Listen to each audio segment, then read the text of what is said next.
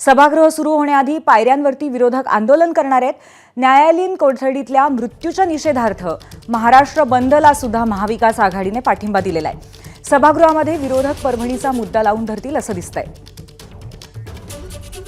या संदर्भात आपण आपले प्रतिनिधी राजू सोनवणे यांच्याशी आणखीन चर्चा करूया। राजू, पहिल्याच दिवशी विरोधक अतिशय आक्रमक होणार आहेत। प्रामुख्याने परभणीचा मुद्दा तसंच ईव्हीएमच्या मुद्द्यावरनं ते आंदोलन करणार असं कळतंय। अधिक काय माहिती आहे?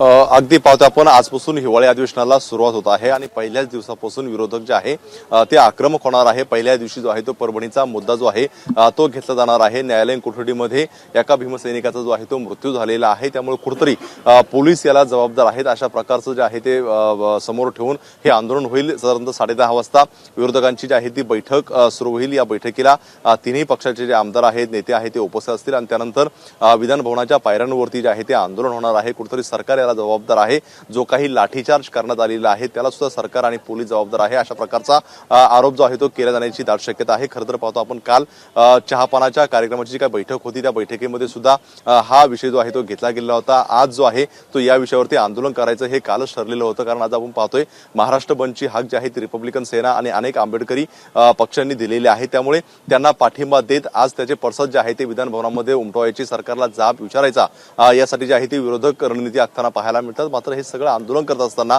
विरोधकांची संख्या पाहिल्यानंतर आज नेमके किती विरोधकांचे आमदार सहभागी होणार आहेत हे पाहणं सुद्धा महत्त्वाचं राहणार आहे, कारण आपण पाहतोय की निवडणुकीमध्ये विरोधकांना जो फटका बसलेला आहे त्यामुळे कमी संख्या आहे, त्यामुळे या कमी संख्येमध्ये आजचं आंदोलन कसं होतंय, सभागृहामध्ये कशी भूमिका मांडतात आणि त्यावरती मुख्यमंत्री काय उत्तर देतात हे पाहणं महत्त्वाचं राहणार आहे। मात्र पहिला दिवस जो आहे तो परभणीच्या मुद्द्यावरून आज गाजताना पाहायला मिळणार आहे। धन्यवाद राजू, आपण दिलेल्या माहितीबद्दल। तर एकंदरीतच आज पहिला दिवस परभणीच्या मुद्द्यावरनं गाजेल असं दिसतंय। एबीपी माझा, उघडा डोळे बघा नीट।